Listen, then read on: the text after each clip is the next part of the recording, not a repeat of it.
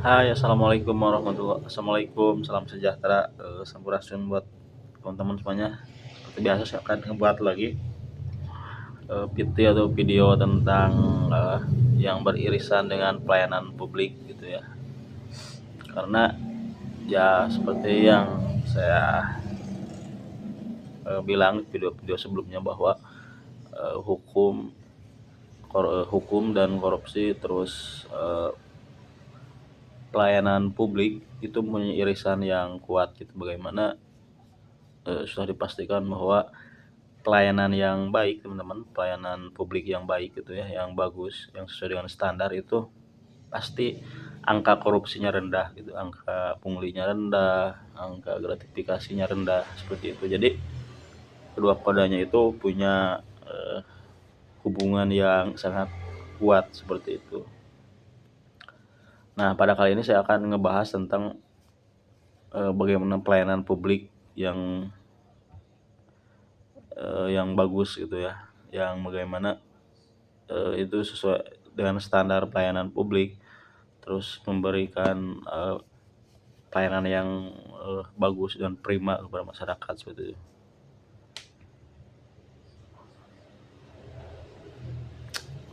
Yang jelas teman-teman bahwa dalam proses pelayanan publik itu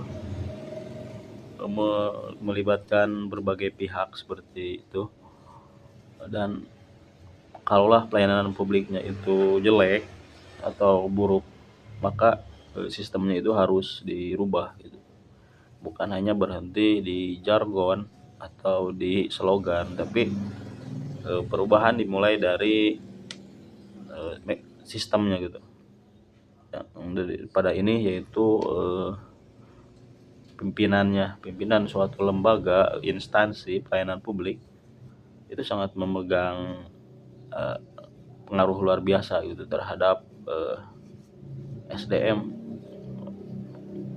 para pelayanan publik gitu.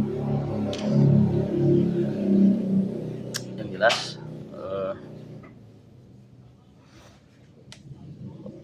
pelayanan publik yang buruk gitu ya, yang jelek itu merefleksikan birokrasinya yang juga jelek seperti itu ya, yang korup, sehingga ya itu tidak bisa dipisahkan gitu. Pun begitu sebaliknya, ketika birokrasinya bagus, sederhana, simpel, transparansi, maka itu bisa dipastikan sistem birokrasinya juga bagus gitu ya, baik seperti itu. Dan masyarakat menjadi puas seperti itu, sehingga tidak harus menimbulkan polemik gitu. Seperti mungkin belakangan ini baru banyak itu orang yang mau mengurus izin mendirikan masjid. Nah, itu bertele-tele sekali gitu ya, bagaimana para pelayan publik itu ketika masyarakat mau membuat perizinan. Ketika sudah viral baru bereaksi kan para pejabatnya. Nah, itu penyakit pejabat kita itu ya begitu. Mereka reaksi gitu. Mereka menunggu viral dulu baru bereaksi, bukannya proaksi gitu. Mereka harusnya mendampingi, mereka harus mengawasi dengan benar-benar gitu, sehingga ya jangan sampailah viral dulu baru di atensi gitu. Harusnya proaksi bukan bereaksi seperti itu. Nah, jadi sudah dipastikan bahwa pelayanan ya publik yang buruk itu tidak ada standarnya gitu atau asal-asalan. Terus ya memicu perilaku yang sewenang-wenang gitu kan dari si pejabat yang bekerja di instansi pelayanan publik tersebut gitu. Itu merupakan birokrasi yang tidak sistem birokrasi yang amburadul dalam pelayanan publik itu dalam memberikan ya pelayanan terhadap masyarakat seperti itu. Ya, makanya dari itu teman SDM ya sangat sangat dipentingkan gitu ya. Makanya saya memberi sedikit kritik opini mungkin di saya itu beri dinas-dinas ya khususnya di kabupaten itu. Ya kalau bisa gitu. Jangan sampailah mereka yang sudah lama terlalu lama di sana ganti gitu lah. Biar pemikirannya lebih segar gitu ya. Biar pemikirannya lebih inovatif. gitu. Kalau mereka sudah satu periode begitu ya ganti atau aturan tertentu sehingga ya ada perubahan dalam dinas tersebut, jangan itu yang udah tua terus saja dipakai gitu kan. Kayak gimana gitu kan, negara demokrasi bukan negara feodal. Maka idenya ya gitu, kolot sekali ya, tradisional. Tuh gak ada ide-ide segarnya kayak gitu, seperti itu. Ya ke depan semoga ya sistem pelayanan publik kita tuh jauh menjadi lebih baik gitu ya, jauh lebih baik. Saya harap tuh anak muda-mudanya berinovasi gitu, transparansi, terus ya humanismenya itu diperkuat lagi gitu. Jangan sampai pelayanan publik itu citranya buruk gitu ya, dengan punglinya, dengan segala hal-hal yang tidak manusiawinya gitu ya. Itu kan memberikan ya kesan yang sangat-sangat buruk seperti itu. Nah, secara nasional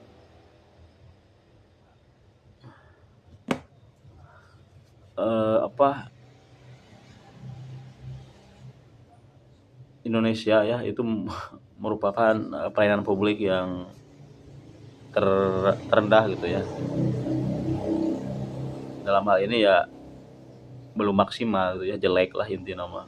Baik itu secara nasional maupun tingkat dari tingkat paling rendah mungkinnya pelayanan publik di pedesaan, di kecamatan, bahkan Pemda, pemerintahan daerah atau di provinsi gitu.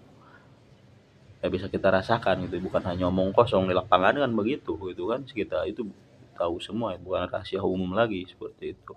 Ya dikarenakan ada beberapa hal gitu, seperti yang pertama itu memiliki daya saing yang rendah. Nah, ini ya menyangkut SDM juga gitu ya. Jadi itu juga. Jadi ketika kita berbicara pelayanan publik itu ya asal-asalan teman-teman.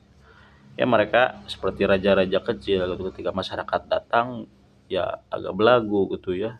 Padahal mereka digaji dari pajak rakyat untuk melayani masyarakat seperti itu. Dan masyarakatnya juga mereka takut. Ya mereka tidak kritis gitu ya. Padahal ya mereka berhak untuk mendapatkan pelayanan yang baik dari si pejabat yang diamanahi untuk melayani masyarakat tersebut seperti itu ya. Mereka digaji pakai duit pajak, duit rakyat, bukan digaji pakai nenek moyangnya ya. Entah itu pejabat daerah atau para bupatinya atau siapapun itu gitu ya. Gak ada yang mereka. Kita negaranya negara demokrasi, bukan negara kerajaan kayak Brunei atau kayak Arab Saudi seperti itu teman-teman.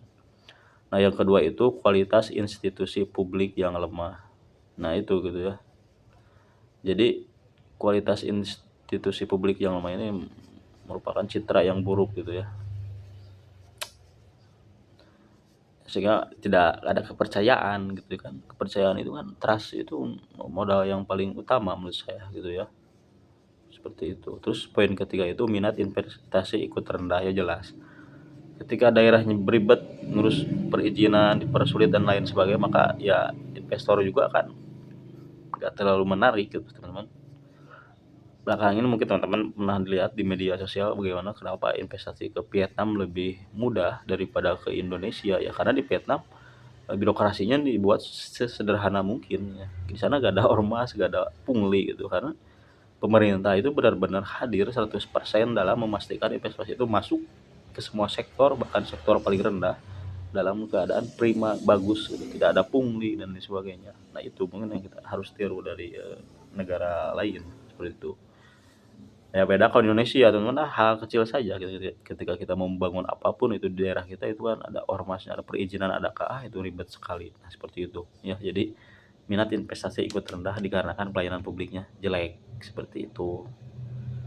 Terus kepercayaan publik terhadap pemerintah lemah ya jelas ya. Kalau pelayanan publiknya asal-asalan ya masyarakat juga gak percaya gitu ya. Saya kalau gak suka nih kalau ada pemimpin kalau dikritik itu di luar sana ada suara-suara yang apa, yang sumbang itu gak enak didengar. Bukan kayak gitu, itu namanya kritik gitu kan. Lu sebagai pejabat ya lu harus nerima gitu. Lalu kalau nggak mau dikritik ngapain lu jadi pejabat gitu, udah aja lu jadi apa gitu ke ya, salin pejabat. Kalau lu jadi pejabat gitu ya, ya lu wajar lah kalau lu dikritik gitu. Itu jangan bilang suara-suara sumbang gitu. Apalagi kalau pelayanan publiknya jelek ya jelas ya kepercayaan publik terhadap pemerintah itu menjadi lemah seperti itu. Terus selanjutnya itu inisiatif perbaikan lemah ini juga gitu ya. Jadi ya itu saya pernah bilang tadi, dinas-dinas itu yang udah tua-tua kepalanya itu, ya itu inisiatifnya pasti bakal rendah gitu, karena ya mereka udah kolot seperti itu ya. Makanya harus diadakan ya penyegaran, diganti dengan generasi-generasi muda yang jauh lebih inovatif, kreatif, dan menyesuaikan dengan zaman seperti itu ya. Lagi-lagi apa ya, budaya feodalismenya dihilangkan gitu ya. Itu di jalan sampai demokrasi setengah hati itu sih. Jadi ya pada dasarnya reformasi pelayanan publik yang identik dengan agenda reformasi birokrasi menyasar pada 3 aspek utama perbaikan ya teman-teman.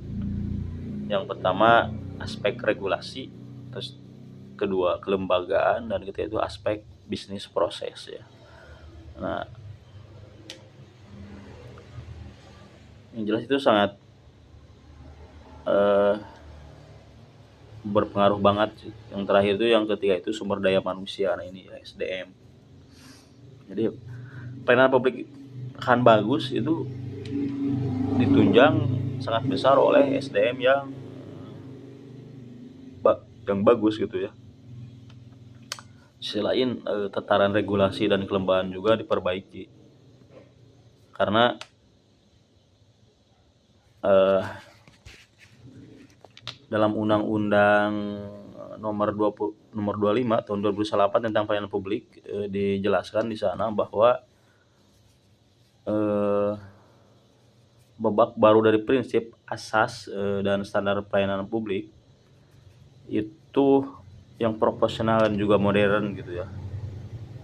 Nah, di sini di dalam regulasi dan kelembagaan ada beberapa hal yang diperbaiki, yaitu desain organisasi diperbaiki, ya wewenang, garis komando dan koordinasi diperjelas, struktur lebih ramping, lincah dan responsif, terus fungsi pengawasan diperkuat. Jadi intinya mah gak belibet gitu ya, sehingga ya sederhana gitu, simpel tapi efektif, nggak belibet tapi nggak efektif. Nah itu masalahnya di sana seperti itu.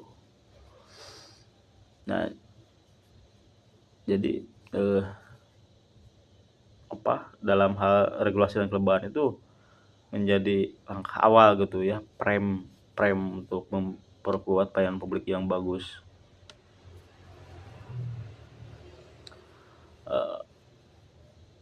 Terus pada sektor faktor bisnis proses itu ada poin pelayanan prima diperkenalkan, prosedur dibuat sederhana dan transparan. Nah ini gitu ya. Jadi dalam alur ini prosedur itu dibuat sederhana gitu, jangan dibuat ribet, jangan dibuat seakan-akan tertutup gitu, hanya mereka yang bisa mengetahuinya. Tapi si masyarakat juga dijadikan objek untuk mengetahui dengan jelas gitu tentang transparansi proses pelayanan publiknya itu. Jangan ya berbelit-belit gitu ya, terlalu lama itu kan ya menimbulkan ketidakpastian, ya zolim, ya ujung-ujungnya apa ya, pungli lagi gitu, ada uang pelicin dan lain sebagainya. Itulah ya harus diperbaiki ke depannya. Selanjutnya yaitu di sektor SDM gitu ya, sumber daya manusia, ada poin-poinnya sebagai berikut: perbaikan kualitas SDM, paradigma masyarakat sebagai raja bukan sebaliknya gitu, malah pelayanan publik kayak raja, belagunya minta ampun. Terus meningkatkan standar dan kualifikasi SDM. Terus selanjutnya itu perbaikan kesejahteraan pegawai ya. Nah ini juga poin-poin yang sangat pentingnya, karena SDM juga itu bagian dari kunci keberhasilan dari pelayanan publik yang baik seperti itu ya. Iya, ini SDM itu sangat memegang peran gitu ya, yang luar biasa seperti itu ya. Jadi di faktor SDM ini poin yang saya soroti itu bagaimana masyarakat itu seperti raja gitu ya, dilayani oleh mereka para pejabat, bukan sebaliknya, malah kita kayak berhadapan dengan raja gitu ya. Masyarakat tuh jadi takut kita lihat pejabat ya mau ngangguk-ngangguk aja gitu ya, karena takut dipersulit. Nah itu gak boleh gitu ya, seperti itu. Jadi ini dia pola pikirnya harus dirubah gitu ya dari masyarakat seperti itu.